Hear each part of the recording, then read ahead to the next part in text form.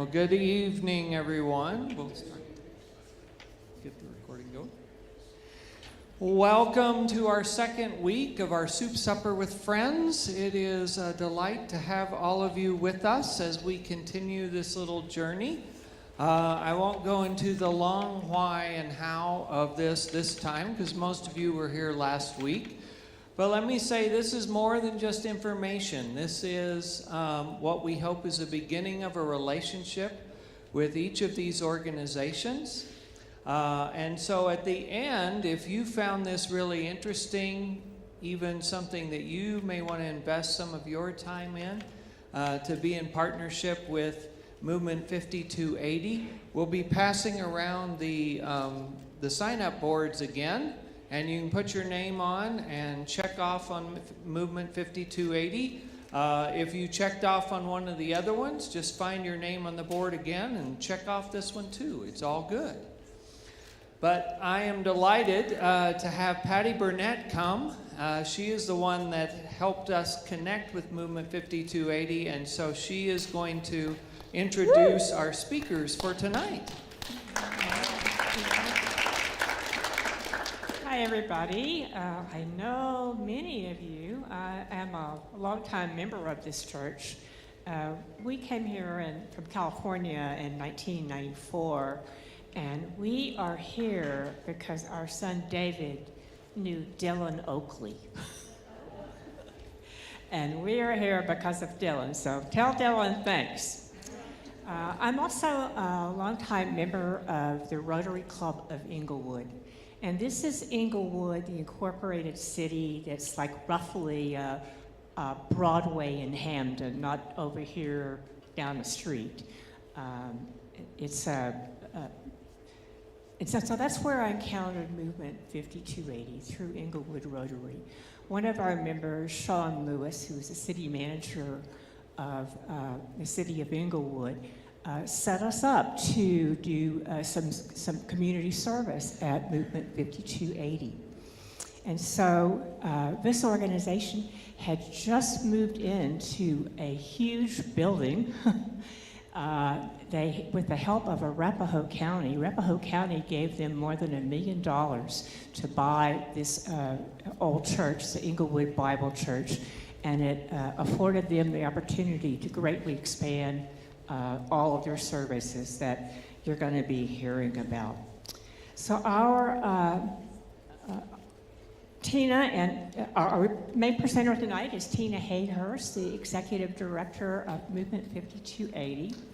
And she and Jacob, there's Jacob, gave Pastor Jeff and me a tour a while back, and we were so impressed with all they were doing. We did stop in at the clothing bank, and I asked, what essential do you need right now? And the answer was very quickly, men's pants. And so Tina, I'm bringing men's pants. That's awesome. Now, I want to properly introduce Tina. She's the executive director and co-founder of Movement 5280, Tina Hayhurst. She's an ordained pastor who served in Denver First Church of the Nazarene, and that's where Movement 5280 got its start. She holds a BS in psychology from Metro State. And I'll tell you, Movement 5280 is Tina's vision and her life. And you're going to hear her talk about family. Meaning the people who get help at Movement 5280 and all the people who provide the help.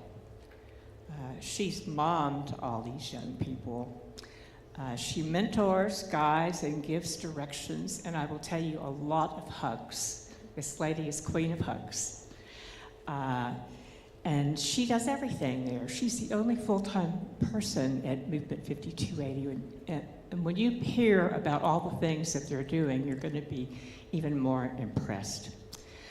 So she believes that her goal is to utilize her organizational gifts and God-given passion to the call to serve the least of these by reaching those challenged with homelessness, addiction, and mental illness, and to assist them toward productive and self-sustaining lives.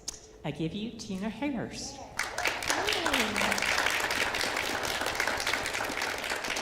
Thank you. Do you care if I just pray for a moment?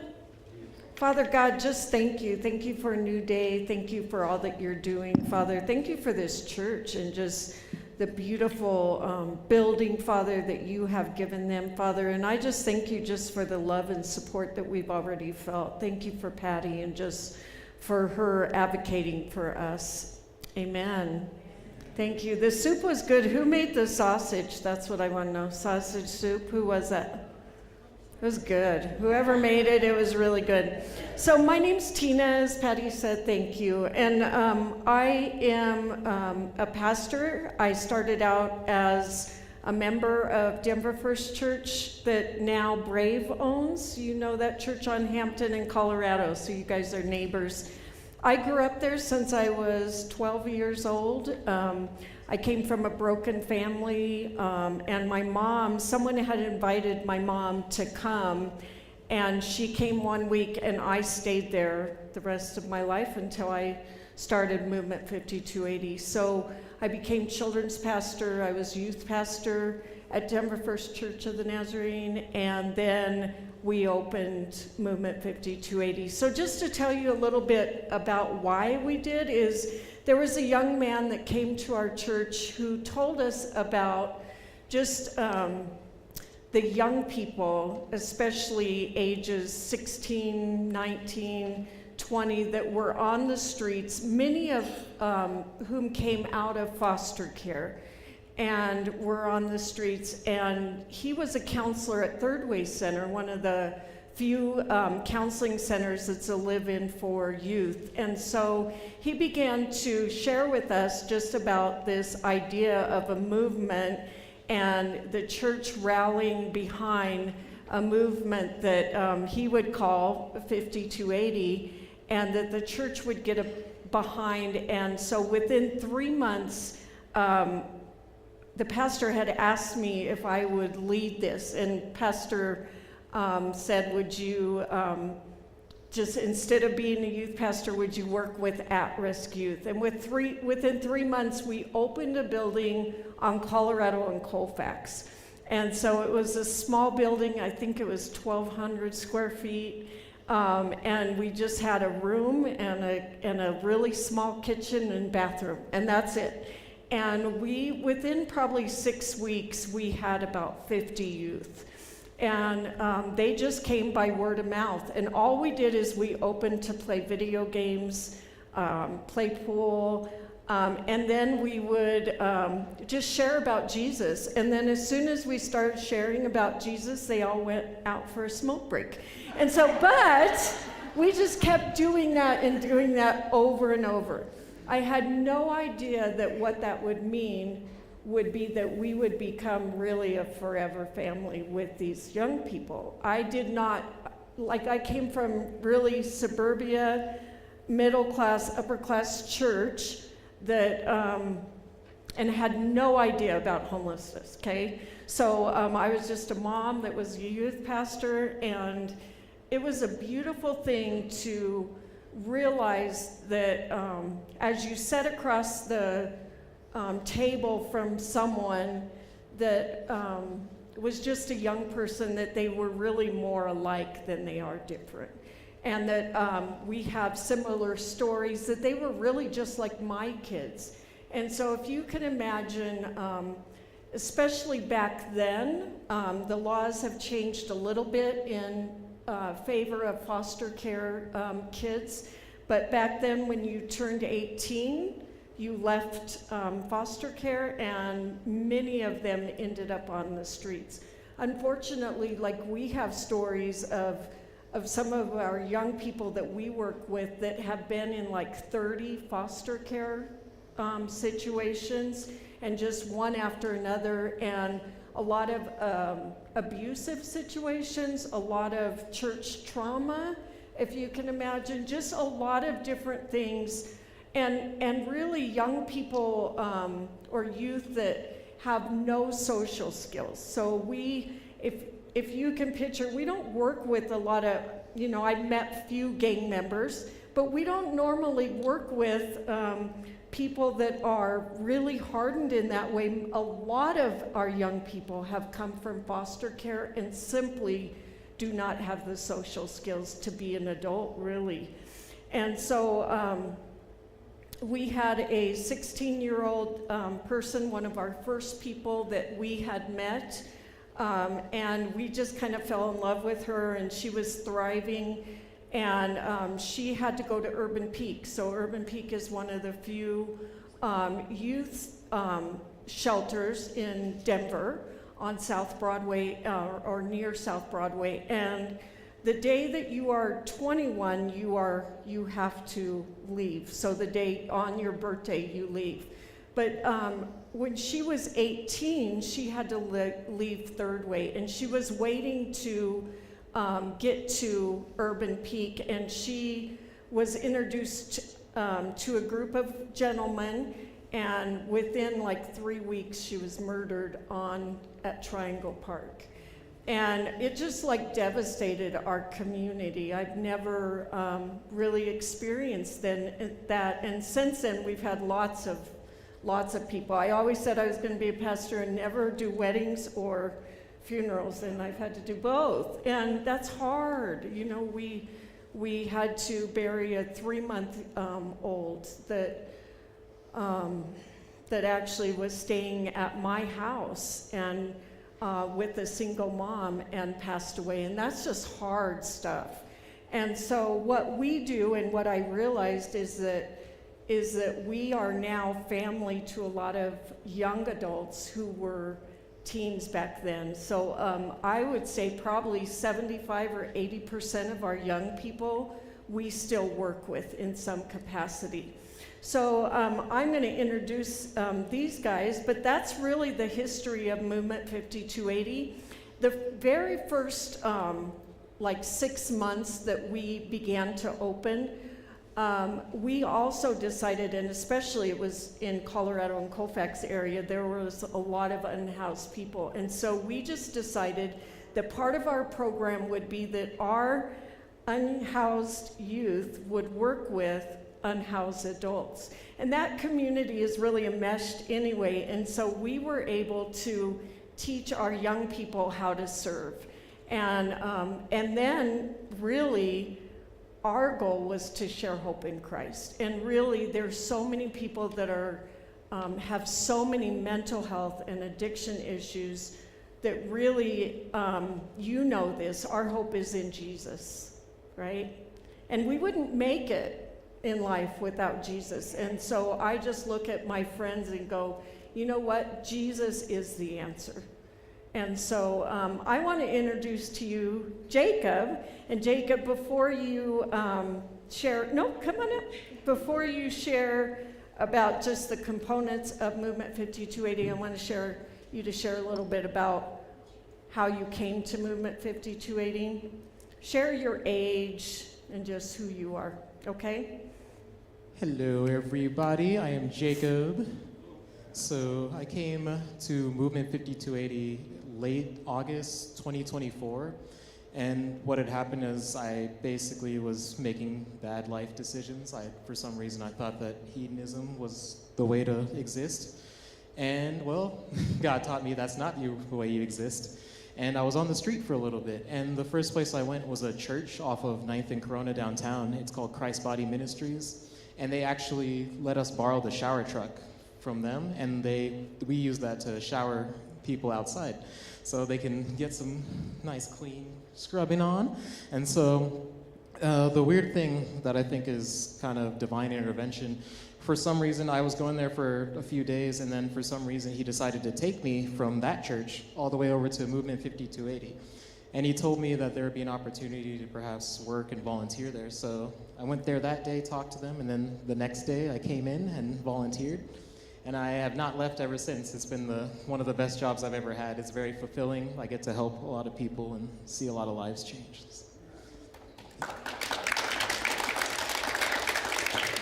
So, the Movement 5280, there's 3 main components that we kind of focus on. It's called Survive, Thrive, and Revive.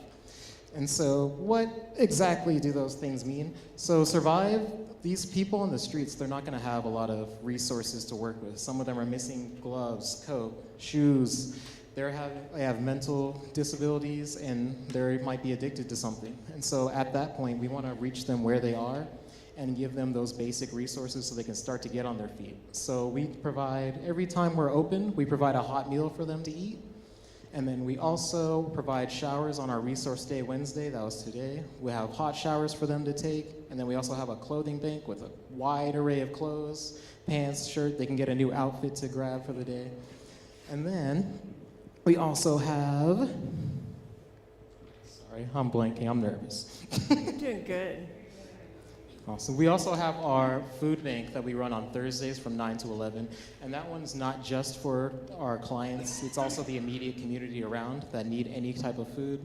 And then for those clients, we also have different things that you might be able to just pop into a microwave because they obviously don't necessarily have the equipment to cook all the time. And then also a big important thing, and this was important for me, is the rest factor. A lot of these people don't feel comfortable sleeping at night. And so just the fact that we're open from 10 to 2 on, and they can come and get a little bit of rest safely, that's a super important thing that we provide. And so our next step is to thrive. And so on that aspect, we have counselors that we can, at a client's request, we can bring in and we can give them therapy, and that'll help with some of their mental issues that they're having. And then we also have our peer navigation classes. Belle is one of our peer navigators, Tina runs those, and we have a few other peer navigators, and those are classes that'll teach different variety of life skills: how to cook, how to clean, how to deal with difficult conversations with people, how to deal with your internal emotions. Like, all that stuff is important, and a lot of these people are missing one or multiple of these things, and fixing those pieces can help reintegrate them back into society. We also have volunteer opportunities for them as well. We have a wide variety of projects. We just recently finished our 3rd floor. We call it Thrifty 280. So a lot of these clients, they're coming into housing, and so once they're doing that, they're not gonna have any furniture. So we have couches, tables, different things they can upholster their house with on that level.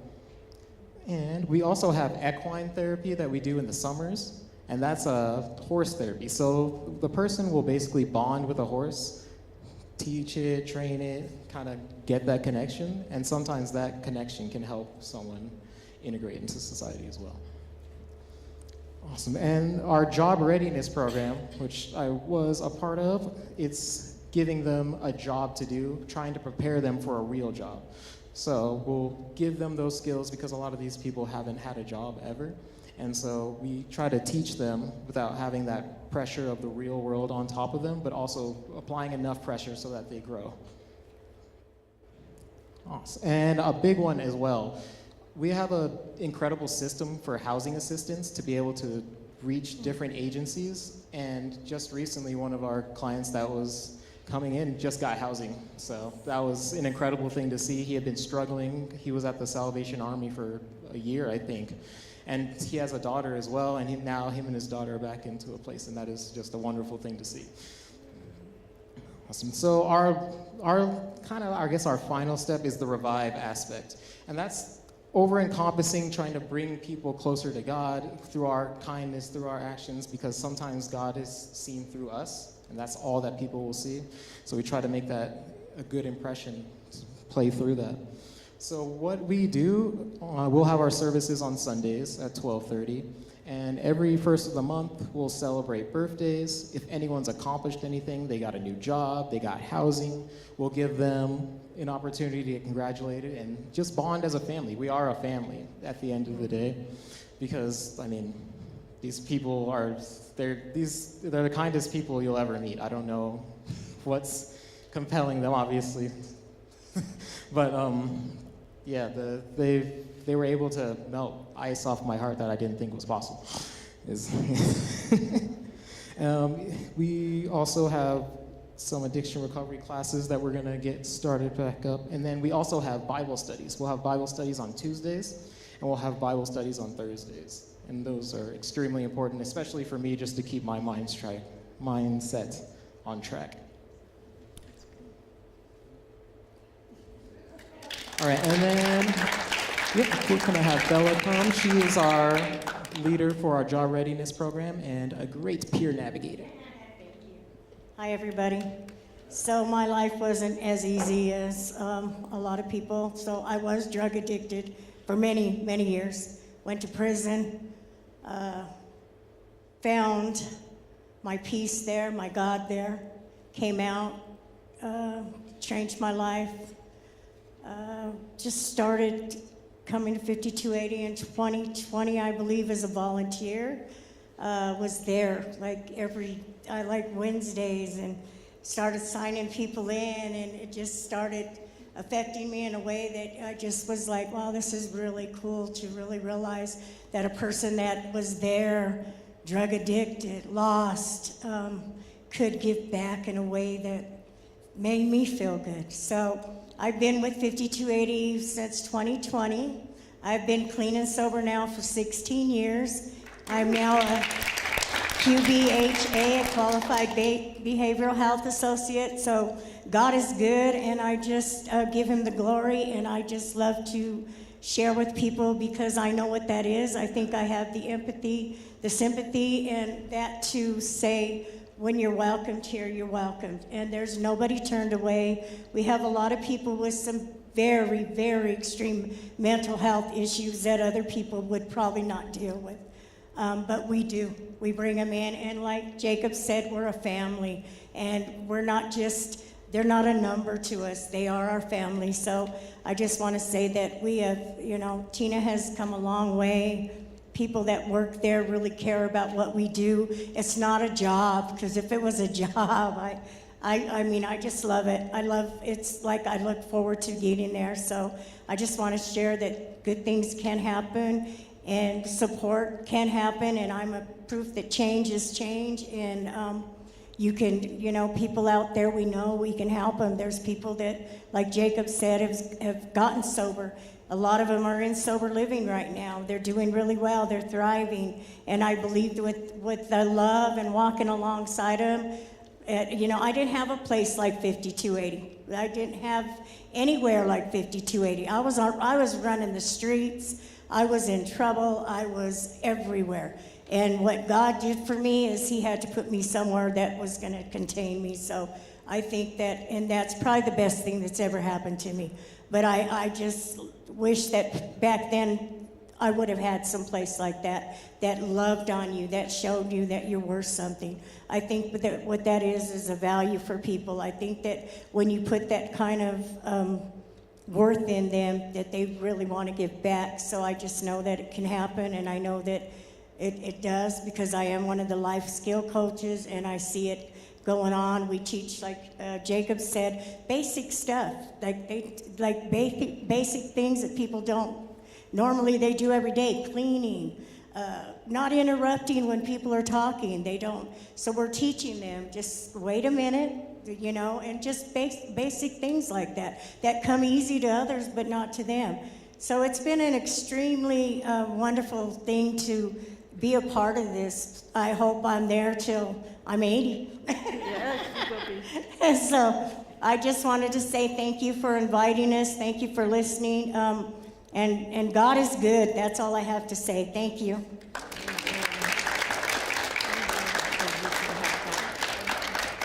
So I'll just share, well, first of all, Jacob did a great job. This is his first time sharing, and so Jacob, amazing sharing. And Bella, I walked in on her class today, and they were doing good and bad interviews, and it was hilarious. But they were teaching what it would be like to go for a job interview, and what not to say and what to say.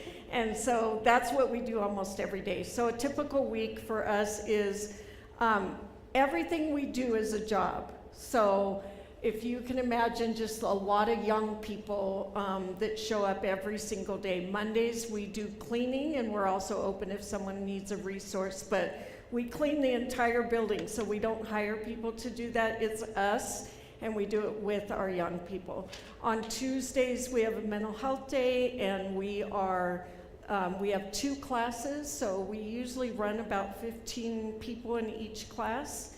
And we have 2 classes on Tuesday, and then we have counselors that come in, and some people would rather do the one-on-one therapy. So we have 2 Christian counselors that come in. On Wednesdays is our big resource day, any age. Anyone can come in, clothing bank, food bank.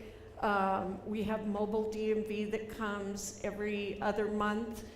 We have haircuts. We have Arapahoe County that comes in, all health.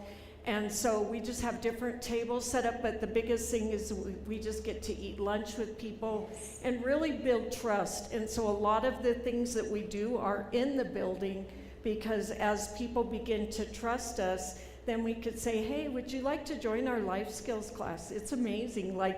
And they sit in on it, and then we say, hey, would you like to come to the Bible study? And Sunday we have church. And so we're constantly just walking life with people. And so that's Tuesday, Wednesday's resource day. Thursday we have a food bank. We have about 160 to 180 people that we serve, and that's a job readiness as well, but it's reaching out to our community. On Fridays we do classes, as well as we have a youth night, and like this week we're doing karaoke, and so it'll just be fun and just an incredible time. A lot of the youth that we have met are from Urban Peak, and so we've just been able to build relationships with different shelters like Third Way and Urban Peak. Saturdays we do outreach every other Saturday and just are out on the streets trying to meet people, and then Sundays we have church. And we eat every day. So we do eat every day. And so that's a little bit about us. And so I just wanted to open up. If you have questions, we can try to do question and answers. But I do want to tell you, Jacob also oversees our shelter. So last year was our first season. We opened for overnight shelter for extreme weather. And so if it is 32 degrees at night or 20 degrees, 32 and wet or 20 degrees, and Hat Force, which I don't know if you're familiar with them, but Hat Force does hotel vouchers. And so we are the overflow shelter for Tri-Cities, so Inglewood, Sheridan, Littleton. And so people can come, and they just sleep on mats, and we can house up to 49. And so that's what we do. So I'm going to let you guys ask any questions that you would like to, so be bold. Questions? Come on, be brave. Ask questions. Yep. What's your biggest need now? Biggest need now? I would say volunteers, definitely. A good place to volunteer is always in the kitchen, because it's kind of a really neat place where you can meet people. So it's an easy thing to do. You can just serve a meal. And then I would say clothes is a big thing.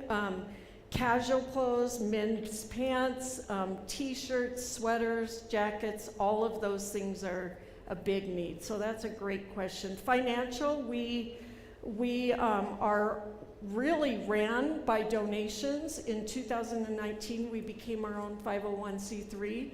So we're no longer under Denver First Church, although we're partners in ministry, but we became our own 501c3 so that we could go out and get grants and more funding and really meet the needs of people. And so financially, we are just really by people giving, individual giving.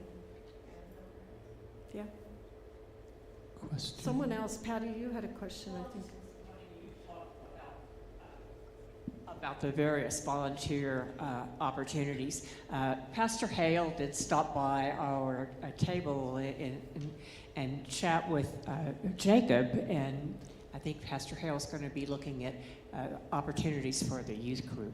So, Absolutely. Tina told me the other day there was a group of Cherry Creek Middle School kids that come through.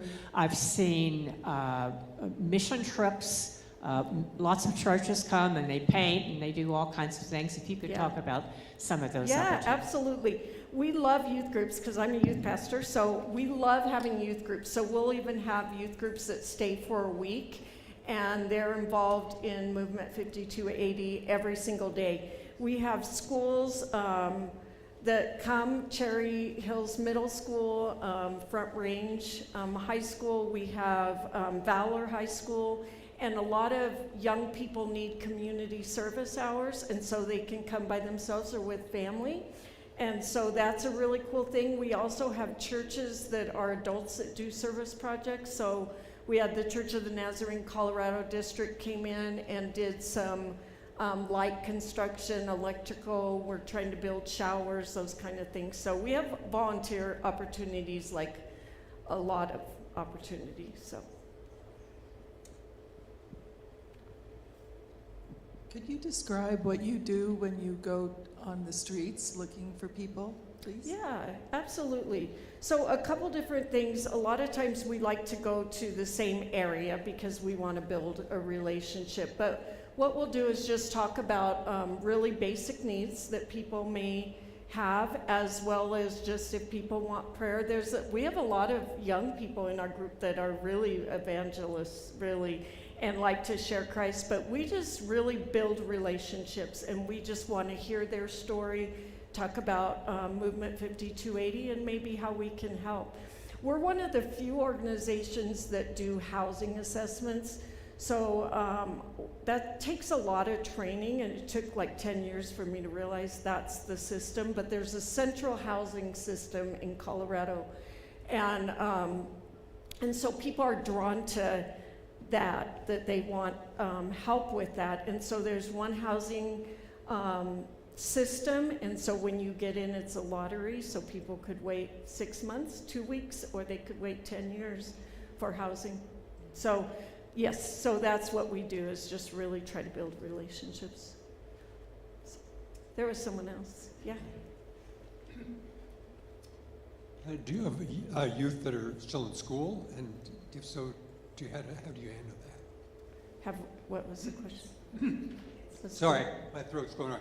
Do you have youth that are still in school, like high school and things, and how do you deal with that? Yeah, so at Urban Peak, they have a program where people graduate from high school, but we do a lot of work with GEDs and people encouraging people to finish schooling, because a lot of our people have not. And so we have, I want to say, 4 people who are right now getting their GEDs, and we want to be a support any way that we can to help that happen. In fact, we have someone on staff with us, it's a peer coach, that is almost finished with her GED. So, yeah? Good question.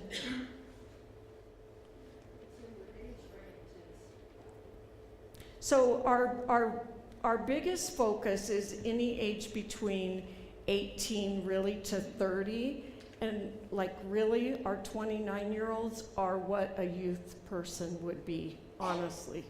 And so, but on Wednesdays, and really because it's so enmeshed, our church is very diverse, and so we have all ages.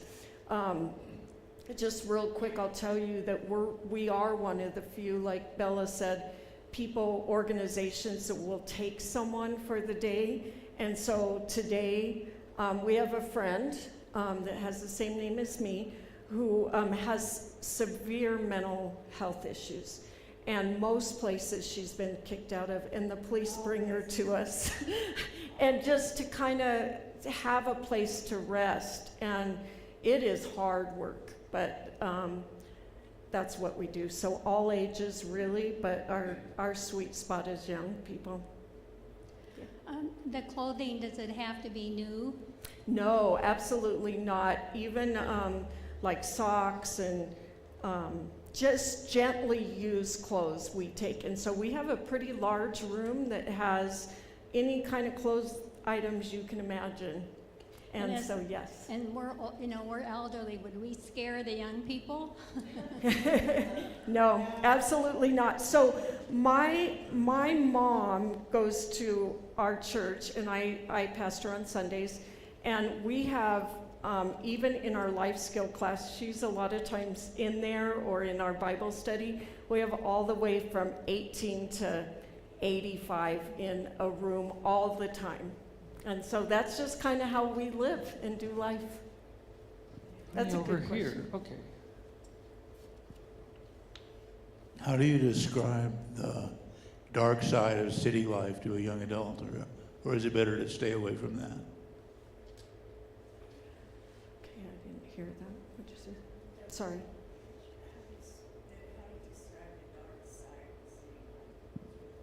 Oh, of the city life? Is that what you're saying? City life? Yeah. I would say we do have a lot of people that struggle with addiction. And then you have that, and then you have mental health, and then you have demonic, and you have just a lot of different things. And so, like for us, it's one thing at a time. Like for us, we want to focus on just loving them. And it is rough out there. And then you think of not sleeping and not getting adequate rest. And we have a lot of people that struggle. We're in a neighborhood. I don't know if any of you have read newspapers about us or anything, but actually I would say our area in Inglewood where we are, the people that come for help, they really respect this place. And I don't think, we have had very few issues. We don't have people trying to spend the night. We don't have a lot of drug issues on site. It's very respected. And I think there's more people than what you think, that really people that want to get help. Jacob, just stand up really quick and talk about the cycle just that people get into when they're on the streets. So yeah, when I think about being on the streets, I got lucky and I had a realization that you can't be inebriated and trying to survive at the same time. But for a lot of people, when it is cold outside, that's exactly what they're going to turn to. And so they'll be doing that. And then it's really hard for you to get to any sort of level ground when you're always messing your own brain up and you're not getting rest, you're not getting sleep, people are messing with you on the street. It can be really bad. It's not a fun place to be. Like there's people that'll come in and say, oh, got all my stuff stolen today. There was a guy that came in today that said he got jumped and he's got his guitar broken and he got some of his items stolen. And it's just hard. They have no place to put their things. It can be really difficult. So we try to provide a location where you can be safe, be taken care of, and not have to worry about those kind of things. Yeah. Any others? Sally. I'm trying to get a sense of okay. I'm just trying to get a sense of what people come in and out. Is it the consistency, or is it different people every day? Yeah, and do you have any kind of a hold on them or is it completely free-flowing? Are there any standards which they must adhere to in the facility? Just what does your client base look like day to day? That's a really good question. When I said that we are family with people that for 15 years, so we've been open for 15 years, we have a lot of the same clients and people that were on the streets as a young person that now are volunteering, have housing, or are in our job program. A lot of the young people are on disability. A lot of our young people are the same. And even adults, once they come, there's just something about our place that they feel loved to keep coming back. And so, yes, we have new people, yes, word of mouth, but our people, like, we know everyone's name. So unless you're new, we know everyone. And I would say we worked with 2,200 people last year. So that, to give you an example, We have anywhere from 60 to 100 people that come on Wednesday. Our church consists of about 75 people, about 15 kids. So we're very diverse, but we know everyone. We're family. So people that come in have been there since we've been there 3 years. We see all the time. And I would say people are changing. Change is slow in our community. You know, it might take 6 months before someone's willing to join our class. So change is slow, but worth it. I have trouble hearing, so you might have to. Two questions. One, what is your source of funding? Yeah. And then do you have any kind of board of directors or anything like that? That's a really good question. Yeah, we do have a board of directors, and so we have 6 people on our board. And so, yes, we do. And they've, I think all of them have been part of our board for at least 3 or 4 years. And our funding is primarily individual giving. Grants are really hard right now. There's not a lot of grant money, and so most of our income comes from really, I would say, older people that have been part of Denver First Church of the Nazarene, people that find out about us and just love us, advocates for us, but most of our funding is individual giving.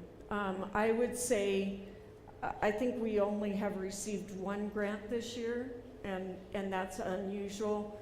We did receive the $1.1 million grant from Arapahoe County. That was totally a shock to us. And I think it's been hard to maintain that building. The space has been really good for us. We have 2 other churches that meet in our building. So it's the Old Inglewood Bible Church. We have Inglewood Lighthouse. It's a Messianic Jewish church. And we have another church, 420, that meets on Sunday evenings. That's a denomination nationwide. And so we have different organizations in our building, and that's helped us with funding as well. Last question, anyone? You guys, good questions. Thank you. Can we show our appreciation for their time and effort and their ministry? What a joy. Can I say one more thing? Yes, I just please. want to say one thing is that just from growing up in the Nazarene Church, which is very similar to your church, by the way, Nazarene denomination, and then being on this side where we work with Movement 5280, since then we've had a lot of family that are at Denver First Church that have children that are unhoused or grandkids that are unhoused. And that's been a beautiful thing because people don't like to talk about that. When people have a family member, that's really hard stuff. And so we had a young lady, she actually was at Craig Hospital, had a brain injury, was an alcoholic, came into our building on South Broadway, and she was young, like 30, 34 maybe, and she came in, and we actually had to help her shower. And I was getting ready to do a golf tournament, and so we were talking golf with everyone, and we were saying, okay, let's go. And she said, my dad plays golf. And I'm like, really? And she said, yeah, my dad is, and she said his name. And I said, I know him. He's a major part of the Church of the Nazarene. She said, that's my dad. So we got in touch with that family. But we have stories like that where family members have had children and nieces and nephews come to Movement 5280 and part of our family. So it's a beautiful thing. Well, thank you all so much. We really appreciate it, and we look forward to this partnership that we hope to begin with this event. And so the board is passing around. If you're interested in volunteering with Movement 5280, sign your name. You'll be added to a communication list for this ministry when we start preparing for different opportunities in the future. And then next week, we have our our next one is going to be Focus Points Little Market, or the name in Spanish,